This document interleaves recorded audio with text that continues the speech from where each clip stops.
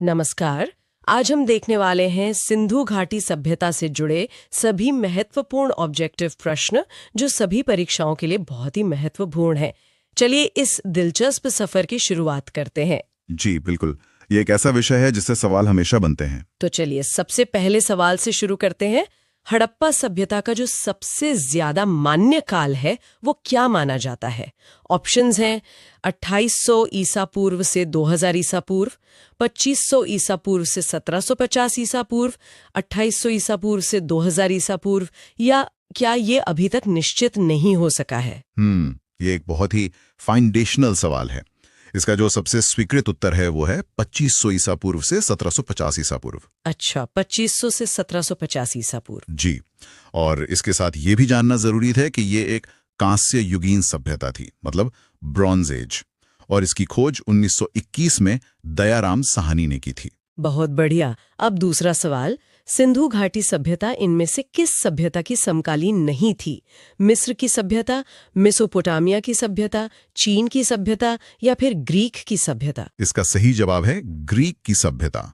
ओह, हाँ, बल्कि सिंधु घाटी और मेसोपोटामिया के बीच तो व्यापारिक संबंध भी थे। इसका प्रमाण हमें मोहरों पर मिली बैल की आकृति से मिलता है। दिलचस्प। अच्छा, ये सभ्यता फैली कहाँ तक हुई थी? क्या ये पंजाब, दिल्ली और जम्मू कश्मीर तक थी, या राजस्थान, बिहार, बंगाल तक? पंजाब, राजस्थान, गुजरात, उड़ीसा और बंगाल, या फिर पंजाब, राजस्थान, गुजरात, उत्तर प्रदेश, हरियाणा, सिंध और बलूचिस्तान? इसका विस्तार बहुत बड़ा था। सही विकल्प है पंजाब, राजस्थान, गुजरात, उत्तर प्रदेश, हरियाणा, सिंध और बलूचिस्तान। वाह, काफी बड़ा क्षेत्र था। जी, और अगर आप नक्शे पर देखें तो इस पूरे सभ्यता क्षेत्र का आकार एक त्रिभुज जैसा, मतलब त्रिभुजाकार था। अगला सवाल, सिंधु घाटी की सभ्यता में घोड़े के अवशेष कहाँ मिले हैं? सुरकोटड़ा में, वनावली, मांडा या कालीबंगा में? घोड़े के अवशेष ये मिले हैं सुरकोटड़ा में। सुरकोटड़ा में। जी, हालांकि घोड़े के अवशेष तो मिले, पर एक दिलचस्प बात यह है कि इस पूरी सभ्यता में शेर के कोई अवशेष प्राप्त नहीं हुए। अच्छा, ये तो वाकई में रोचक है। चलिए आगे बढ़ते हैं। सिंधु घाटी स्थल कालीबंगन ये किस प्रदेश में है? राजस्थान में, गुजरात में, मध्य प्रदेश में या उत्तर प्रदेश में? कालीबंगन ये राजस्थान में है। राजस्थान में। हाँ, और कालीबंगा से ही हल से जोते गए खेत के साक्ष्य मिले हैं, और तो और ईंटों के अलंकरण के प्रमाण भी यहीं से मिले हैं। बहुत खूब। अब ये बताइए कि हड़प्पा काल की जो मुद्राएं थीं, उनके निर्माण में मुख्य रूप से किस पदार्थ का उपयोग किया गया था? क्या वो सेलखड़ी थी, कांसा, तांबा या लोहा? मुद्राओं के लिए मुख्य रूप से सेलखड़ी, जिसे स्टीटाइट भी कहते हैं, उसका उपयोग किया गया था। सेलखड़ी? जी, और यहाँ ये ध्यान रखना बहुत जरूरी है कि हड़प्पाकालीन लोग लोहे से बिल्कुल भी परिचित नहीं थे। ये बहुत महत्वपूर्ण पॉइंट है। और इसी से जुड़ा अगला सवाल, हड़प्पा सभ्यता किस युग की थी? कांस्य युग, नवपाषाण युग, पुरापाषाण युग या लोह युग? जैसा अभी हमने बात की, ये एक कांस्य युग की सभ्यता थी। कांस्य युग? बिल्कुल, और इसी वजह से हड़प्पावासी कांसे के औजारों के उत्पादन में अग्रणी थे, मतलब बहुत आगे थे। सही है। अच्छा, सिंधु घाटी सभ्यता के लोगों का मुख्य व्यवसाय क्या था? व्यापार, पशुपालन, शिकार या फिर कृषि? देखिए, कृषि और पशुपालन तो था, लेकिन उनका जो मुख्य व्यवसाय था वो व्यापार था। व्यापार? जी, उनका व्यापार और वाणिज्य काफी उन्नत दशा में था। वो चांदी, टिन और सोने जैसी धातुओं का आयात भी करते थे। यानी वो एक ट्रेडिंग कम्युनिटी थी। हाँ। और ये लोग कैसे थे? ग्रामीण थे, शहरी थे, यायावर खाना बदोश थे या जनजातीय? वे मुख्य रूप से शहरी निवासी थे। शहरी? हाँ, ये सभ्यता अपने सुनियोजित नगर नियोजन के लिए ही जानी जाती है, जहाँ घर ग्रिड पद्धति में बनाए जाते थे। और ये घर बनते किस चीज से थे? ईंट से, बांस से, पत्थर से या लकड़ी से? ये घर ईंट से बनाए जाते थे। पक्की ईंटों से? जी, पक्की ईंटों से। और मोहनजोदड़ो जैसे स्थलों से तो घरों में कुओं के अवशेष भी मिले हैं, जो उनकी विकसित शहरी व्यवस्था को दर्शाता है। कमाल है। अच्छा, हड़प्पावासी किस वस्तु के उत्पादन में सबसे आगे थे? मुद्राएं, कांसे के औजार, कपास या जौ? वे कपास के उत्पादन में सर्वप्रथम थे। कपास? जी, कपास का उत्पादन सबसे पहले सिंधु क्षेत्र में ही हुआ, जिसे ग्रीक या यूनान के लोग सिंडन कहते थे। सिंडन? ये नाम सिंधु से ही आया होगा, है ना? बिल्कुल। अच्छा, अब एक खोज से जुड़ा सवाल। निम्नलिखित विद्वानों में से हड़प्पा सभ्यता का सर्वप्रथम खोजकर्ता कौन था? Sir John Marshall, R D Banerjee, A Cunningham या दयाराम सहनी? इसके सर्वप्रथम खोजकर्ता थे दयाराम सैनी। दयाराम सैनी? जी, वैसे तो दयाराम सैनी और रखालदास बनर्जी, इन दो भारतीयों का नाम इस सभ्यता की खोज से मुख्य रूप से जुड़ा है। और इस पूरी पुरातात्विक खुदाई के जो प्रभारी थे वो सर जॉन मार्शल थे। समझ गया। अब कुछ महत्वपूर्ण स्थलों की बात करते हैं। सिंधु सभ्यता का पत्तन नगर यानी बंदरगाह कौन सा था? कालीबंगन, लोथल, रोपड़ या मोहनजोदड़ो? बंदरगाह नगर था लोथल। लोथल? हाँ, लोथल गुजरात में स्थित था और ये सिंधु सभ्यता के प्रमुख बंदरगाह नगरों में से एक था। यहाँ से युगल शवाधान के साक्ष्य भी मिले हैं। अच्छा। और पैमानों की खोज ने यह सिद्ध कर दिया कि सिंधु घाटी के लोग माप और तौल से परिचित थे। ये खोज कहाँ पर हुई? कालीबंगन में, हड़प्पा में, चनुदड़ो में या लोथल में? ये खोज भी लोथल में ही हुई। अच्छा, लोथल में ही? जी, क्योंकि लोथल एक बंदरगाह था तो वो व्यापार का एक प्रमुख केंद्र था, इसलिए यहाँ माप और तौल के पैमानों का मिलना स्वाभाविक है। बिल्कुल सही। अब थोड़ा उनके समाज के बारे में जानते हैं। हड़प्पा कालीन समाज किन वर्गों में विभक्त था? शिकारी, पुजारी, किसान और क्षत्रिय, या विद्वान, योद्धा, व्यापारी और श्रमिक, ब्राह्मण, क्षत्रिय, वैश्य और शूद्र, या राजा, पुरोहित, सैनिक और शूद्र? जो साक्ष्य मिले हैं उनके अनुसार समाज विद्वान, योद्धा, व्यापारी और श्रमिक जैसे वर्गों में विभक्त था। मतलब ये वर्ण व्यवस्था नहीं थी? नहीं, इससे पता चलता है कि ये एक वर्ण आधारित या जाति आधारित समाज नहीं बल्कि एक उचित समतावादी सामाजिक पद्धति थी। बहुत दिलचस्प। अच्छा, सिंधु सभ्यता का सर्वाधिक उपयुक्त नाम क्या है? हड़प्पा सभ्यता, सिंधु सभ्यता, सिंधु घाटी सभ्यता, या इनमें से कोई नहीं? पुरातत्व के हिसाब से सर्वाधिक उपयुक्त नाम है हड़प्पा सभ्यता। हड़प्पा सभ्यता? जी, ऐसा इसलिए क्योंकि हड़प्पा वो पहला स्थल था जिसकी खोज 1921 में की गई थी, जिसके बाद इस पूरी सभ्यता का पता चला। और खोज का वर्ष क्या था? 1935, 1942, 1901 या 1921? खोज हुई थी 1921 ईस्वी में। 1921 में? जी, इसकी खोज दयाराम साहनी ने की थी और ये भारत में खोजा गया सबसे पहला पुराना शहर था। ठीक है, अब एक सवाल उनके विश्वासों पर। हड़प्पा सभ्यता के बारे में कौन सी उक्ति सही है? उन्हें अश्वमेध की जानकारी थी, गाय उनके लिए पवित्र थी, उन्होंने पशुपति का सम्मान करना आरंभ किया, या उनकी संस्कृति सामान्यतः स्थिर नहीं थी? इसमें से जो सही उक्ति है वो है उन्होंने पशुपति का सम्मान करना आरंभ किया। पशुपति का सम्मान? जी, मोहनजोदड़ो से एक मोहर मिली है जिसमें आद्यशेव यानी पशुपति का चित्रांकन है, जिनके चारों ओर हाथी, गैंडा, बाघ और भैंसा हैं। बहुत बढ़िया। अगला प्रश्न है कि हड़प्पा के लोगों की सामाजिक पद्धति कैसी थी? उचित समतावादी, दास श्रमिक आधारित, वर्ण आधारित या जाति आधारित? ये हमने अभी बात की थी। उनकी सामाजिक पद्धति उचित समतावादी थी। उचित समतावादी? जी, समाज व्यवसाय के आधार पर विद्वान, योद्धा, व्यापारी और श्रमिक जैसे वर्गों में बटा था, न कि जन्म के आधार पर। ठीक है। सिंध का नखलिस्तान या बाघ हड़प्पा सभ्यता के किस पुरा स्थल को कहा गया? हड़प्पा को, मोहनजोदड़ो, कालीबंगा या लोथल को? ये मोहनजोदड़ो को कहा गया। मोहनजोदड़ो?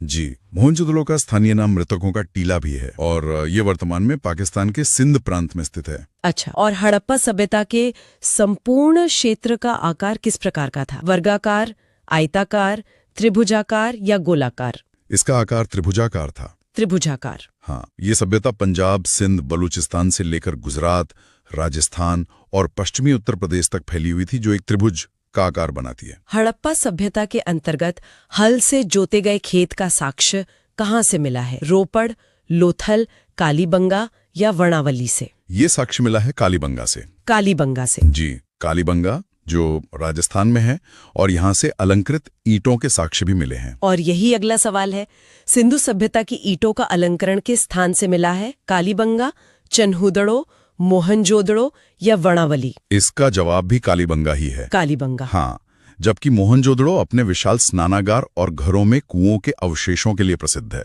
सही। और मोहनजोदड़ो स्थित कहाँ है? पंजाब में, सिंध में, गुजरात में या उत्तर प्रदेश में? मोहनजोदड़ो सिंध में स्थित है। सिंध में यानी पाकिस्तान में? जी, वहीं लोथल गुजरात में, रोपड़ पंजाब में और कालीबंगा राजस्थान में स्थित महत्वपूर्ण स्थल थे। सिंधु सभ्यता में एक बृहद स्नानागार पाया गया है, ये कहाँ मिला है? मोहनजोदड़ो में, हड़प्पा में, लोथल में या कालीबंगा में? बृहद स्नानागार मोहनजोदड़ो में पाया गया है। मोहनजोदड़ो में? जी, यह मोहनजोदड़ो की सबसे बड़ी इमारतों में से एक मानी जाती है और यहीं से पुजारियों की मूर्ति भी प्राप्त हुई है। अच्छा, अब ये बताइए कि सिंधु सभ्यता की मुद्रा में किस देवता के समतुल्य चित्रांकन मिलता है? आद्य शिव, आद्य ब्रह्मा, आद्य विष्णु या आद्य इंद्र?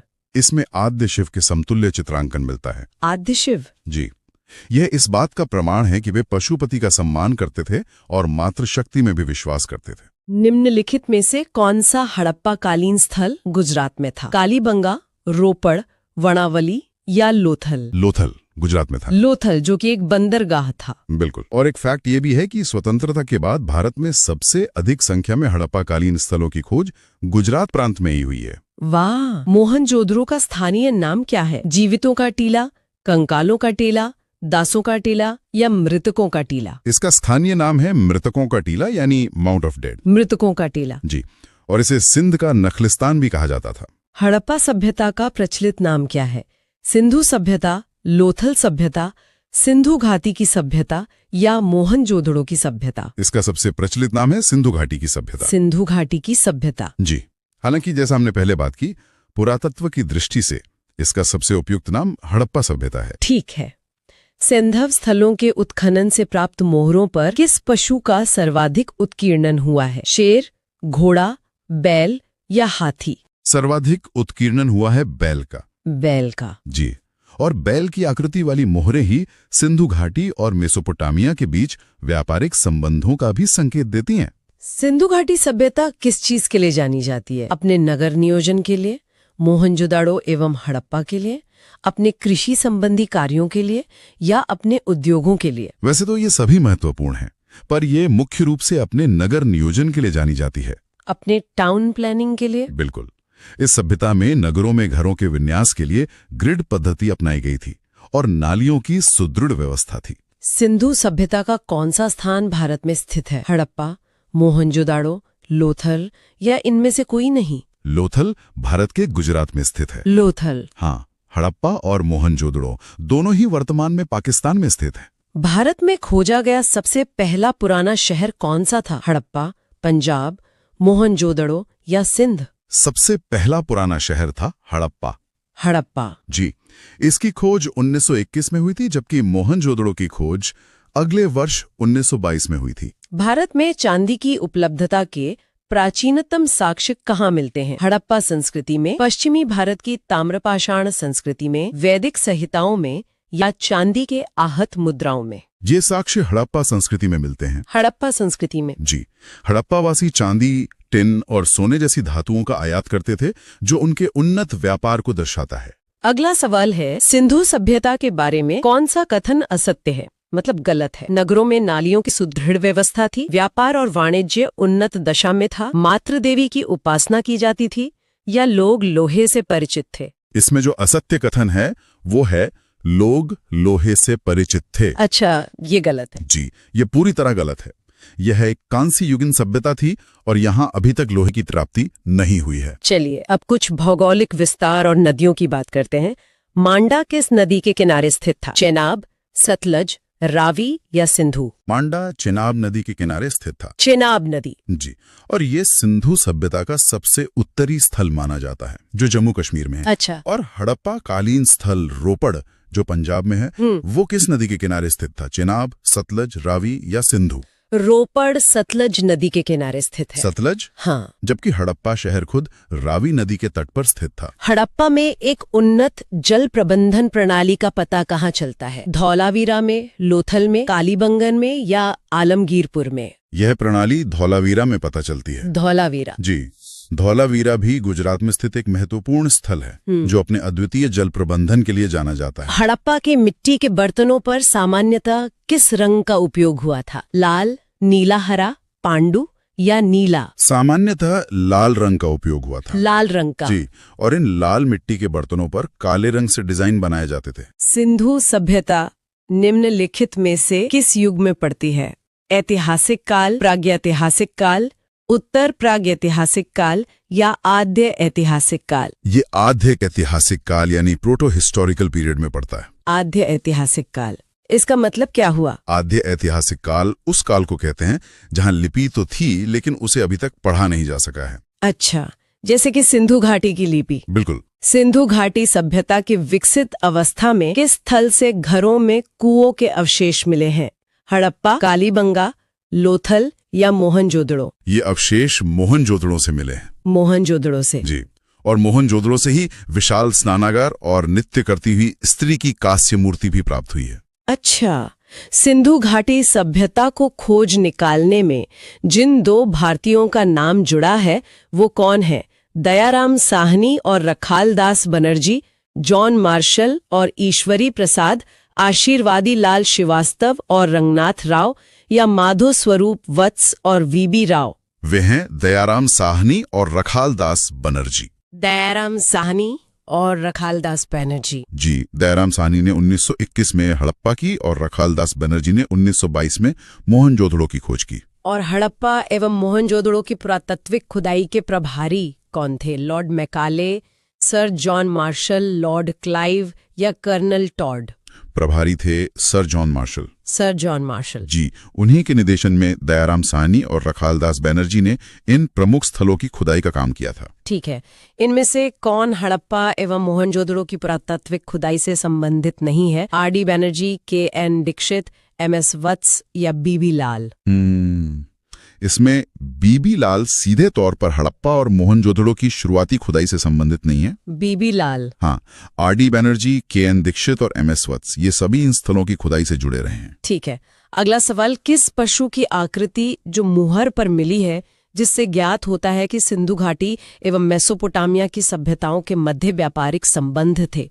घोड़ा, गधा, बैल या हाथी? वो पशु है बैल।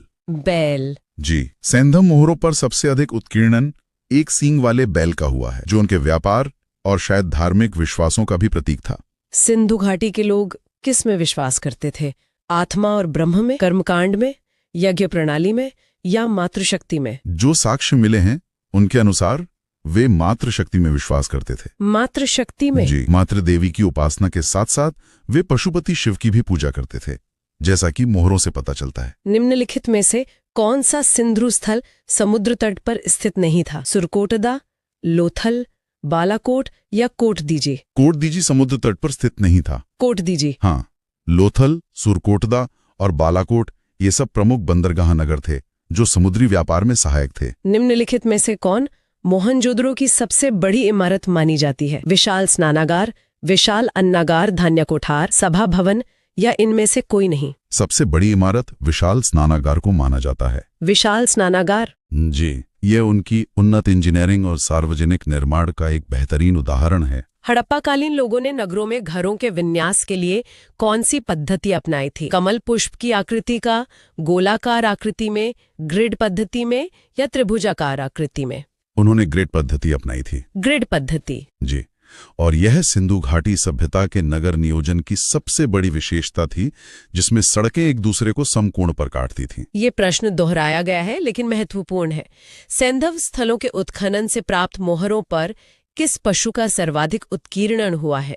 शेर, घोड़ा, बैल या हाथी? इसका सही उत्तर फिर से बैल है। बैल। जी, और यह पुनरावृत्ति इस तथ्य के महत्व को दर्शाती है कि बैल उनकी संस्कृति में एक केंद्रीय पशु था। ठीक है, हड़प्पा सभ्यता के किस स्थल से नृत्य मुद्रा वाली स्त्री की कांस्य मूर्ति प्राप्त हुई है? मोहनजोदड़ो से, कालीबंगा से, हड़प्पा से या वनावली से? ये प्रसिद्ध मूर्ति मोहनजोदड़ो से प्राप्त हुई है। मोहनजोदड़ो से। जी, यह मूर्ति उनकी उत्कृष्ट धातु कला का प्रमाण है और इसे डांसिंग गर्ल के नाम से भी जाना जाता है। किस हड़प्पाकालीन स्थल से युगल शवाधान का साक्ष्य मिला है? लोथल, कालीबंगा, चन्हुद्रो या मोहनजोदड़ो? युगल शवाधान का साक्ष्य लोथल से मिला है। लोथल से? जी, लोथल एक बंदरगाह था और यहाँ से ऐसे कई विशिष्ट पुरावशेष मिले हैं जो अन्य स्थलों पर नहीं हैं। कपास का उत्पादन सर्वप्रथम सिंधु क्षेत्र में हुआ, जिसे ग्रीक या यूनान के लोग किस नाम से पुकारते थे? सिंडन, कॉटन, ए और बी दोनों या हड़प्पा? उन्होंने इसे सिंडन नाम से पुकारा। सिंडन। जी, हड़प्पावासी कपास के उत्पादन में दुनिया में सर्वप्रथम थे, जो उनके कृषि कौशल को दर्शाता है। हड़प्पा के काल का तांबे का रथ किस स्थान से प्राप्त हुआ है? कुनाल, राखीगढ़ी, दैमाबाद या वनावली? तांबे का रथ दैमाबाद से प्राप्त हुआ है। दैमाबाद से? जी, दैमाबाद इस सभ्यता के सबसे दक्षिणी स्थलों में से एक है जो महाराष्ट्र में स्थित है। हड़प्पावासी किन धातुओं का आयात करते थे? चांदी, टिन, सोना या इनमें से सभी? वे इनमें से सभी का आयात करते थे। सभी का? जी, ये उनके व्यापक व्यापारिक नेटवर्क का प्रमाण है जो अफगानिस्तान और मेसोपोटामिया तक फैला हुआ था। अच्छा, तो अफगानिस्तान स्थित सिंधु सभ्यता से संबंधित स्थल कौन से हैं? मुंडीगाक, सुरतोघोई ए एवं बी दोनों या हड़प्पा? इसका उत्तर है ए एवं बी दोनों, यानी मुंडीगाक और सुरतोघोई। मुंडीगाक और सुरतोघोई। जी, इन स्थलों की उपस्थिति अफगानिस्तान तक सिंधु सभ्यता के प्रभाव और व्यापारिक मार्गों को दर्शाती है। कौन कौन से नगर सिंधु सभ्यता के बंदरगाह नगर थे? लोथल एवं सुतका गेंडोर, अल्लादीनो एवं बालाकोट, कुंतासी या इनमें से सभी? ये सभी बंदरगाह नगर थे। सभी? जी, इनमें से सभी। ये दिखाता है कि समुद्री व्यापार उनकी अर्थव्यवस्था का एक बहुत महत्वपूर्ण हिस्सा था। मोहनजोदड़ो से प्राप्त पशुपति शिव मुहर में किन किन जानवरों का अंकन हुआ है? व्याघ्र एवं हाथी, गैंडा एवं भैंसा, हिरण या इनमें से सभी? मुहर पर इनमें से सभी जानवरों का अंकन है। सभी का? जी, देवता के चारों ओर व्याघ्र यानी बाघ, हाथी, गैंडा और भैंसा विराजमान है, जबकि नीचे 2 हिरण दिखाए गए हैं। किस हड़प्पाकालीन स्थल से पूज्य पूजा की मोहर प्राप्त हुई है? मोहनजोदाड़ो, कालीबंगा, हड़प्पा या वनावली? ये हड़प्पा से प्राप्त हुई है।